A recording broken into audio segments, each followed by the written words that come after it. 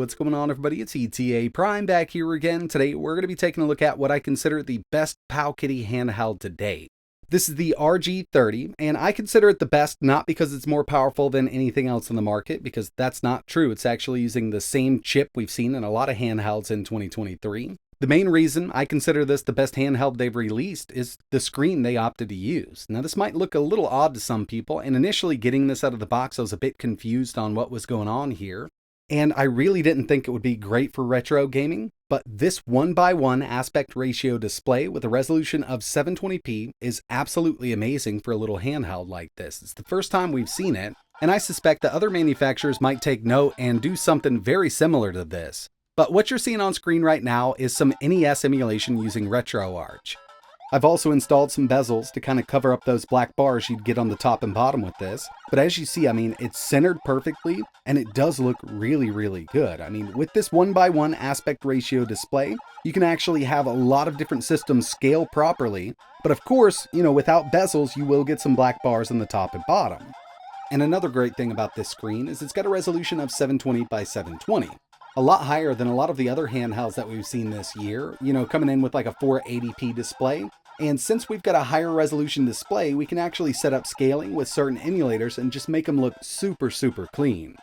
Like I mentioned at the beginning of the video, we're working with the same kind of chip that we've seen in a lot of handhelds this year. This is actually the RK3566. So we've got a quad-core ARM SoC at 1.8 GHz with a Mali G52 MP2 GPU. So we've got a good idea of what we can emulate with this. You don't run out and buy this specifically for PSP and higher-end emulators, but for the older stuff, handles it just fine. Even a lot of the N64 games are going to run great, but you will run into a few that might stutter here and there, something like 007 GoldenEye. It's got a 4-inch OCA LCD display with an aspect ratio of 1:1, resolution of 720 by 720, 5 GHz Wi-Fi, Bluetooth, dual micro SD card slots, dual front-facing 1-watt stereo speakers, and a 4100 mAh battery.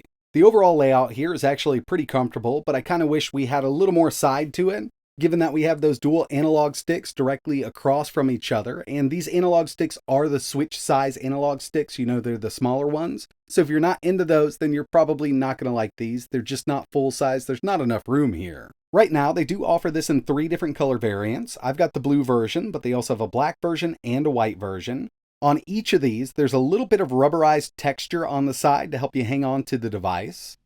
Really easy to reach all of the buttons and the analog sticks here. On the bottom, we've got 2 USB Type-C ports, OTG and charging. We've also got 2 micro SD card slots. One is going to be used for running our operating system. The other can be utilized for extra storage. Plus, we've got a 3.5mm audio jack. Up top, volume rocker, reset button, and micro HDMI, so we can connect this to a larger display. Again, going into this, I was a bit confused by the aspect ratio of this display. I really didn't understand what they were going for here, but after booting this system up, installing some bezels, and testing out some different systems, I think this is a really awesome choice. You can create bezels for this pretty easily, kind of do some custom stuff to make it your own, or you could download some that people have already created. That's exactly what I did here, and a lot of these systems do support it, but we do have some standalone systems like PPSSPP, which don't quite support bezels without a lot of hacking. But there is one downside to having a screen like this. Now, running a 16:9 aspect ratio game, like let's say PSP, just kind of makes it a bit smaller. As you can see from this image here, we've got the black bars on the top and bottom, and a pretty small screen in the middle because PSP ran at a 16:9 aspect ratio. Now, running these newer emulators doesn't work out very well on this display, but moving over to something like Dreamcast, which ran at a 4:3 aspect ratio, look absolutely amazing on this screen.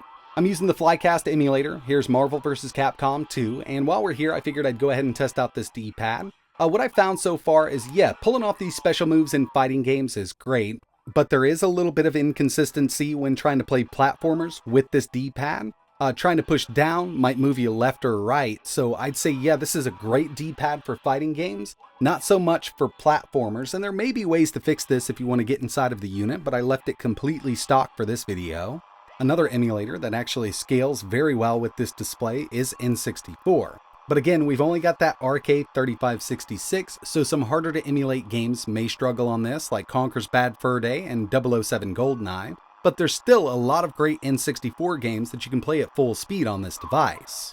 But moving up to PSP is where we start seeing the downsides of this 1:1 aspect ratio screen. There's really no other way to scale this emulator without it looking really distorted, so 16:9 on this really doesn't offer much screen space at all. But the RK3566 does run some of these PSP games pretty good. Now it won't do the God of War games without any frame skip, but there's still quite a few PSP games that run really well on this chip.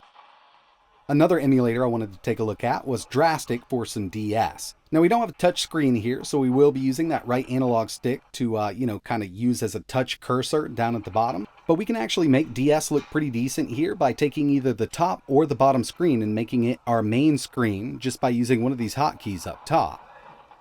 Another area the 3566 CPU shines in is PlayStation emulation, but nowadays it really doesn't take much to run these games. But either way, I've been having a really good time with PlayStation emulation on this device. I've tested out a bunch of stuff. Some of my favorites to run are like Gran Turismo. I still love playing the older ones. And with PlayStation, you can see it actually scales pretty nicely. But my favorite emulators to run on this are Game Boy, Game Boy Color, and especially GBA. So here we have some Game Boy Advance emulation. I'm just running Sonic Advance. And right now, I don't have any kind of scaling on whatsoever. So we're just using the stock settings with RetroArch here. But you can always go into the RetroArch settings. So from here, we'll go to Settings, Video, Scale, and turn on Integer Scaling. Basically, this is going to allow us to upscale GBA games and keep that same aspect ratio without having a super small screen in the middle. If we were to do this on, let's say, a 480p display, it would actually give us more black bars on the sides and the top. But we've got a 720p display, so we can make these games look really good, and they do perform really great on the RK3566. So in the end, I completely understand that this handheld isn't for everybody, but it's definitely my favorite from Powkiddy so far. And I think we will see other manufacturers kind of come out with a handheld with that 1:1 aspect ratio display in the future. It's not going to replace a 4:3 or a 16:9 display. And yeah, it's not great for 16:9 games, but we are working with a lower end ARM SoC. That 3566 does struggle with some higher end PSP games. And if you're looking for something to play PS2, GameCube, and Wii on, then this is definitely not a handheld for you. I would go with the Steam Deck or an ROG Ally. But if you're in the market for a retro handheld that's a bit different from others that we've seen so far, then I think the Powkiddy RGB 30 is actually a pretty good option. You don't run out and buy this specifically for those higher end emulators, but if you want something for NES, SNES, PC Engine, some MAME, CPS 1, 2, 3, Game Boy, Game Boy Color, Sega Master System, Genesis, all of the older consoles, this is going to handle them just fine. And I really do think that this is a pretty cool little handheld concept. But that's going to wrap it up for this one. I really appreciate you watching. If you're interested in learning a little more, maybe picking one of these up, I'll leave some links in the description. And if there's anything else you want to see running on the Powkiddy RGB 30, just let me know in the comments below. But that's it for this one. Like always, thanks for watching.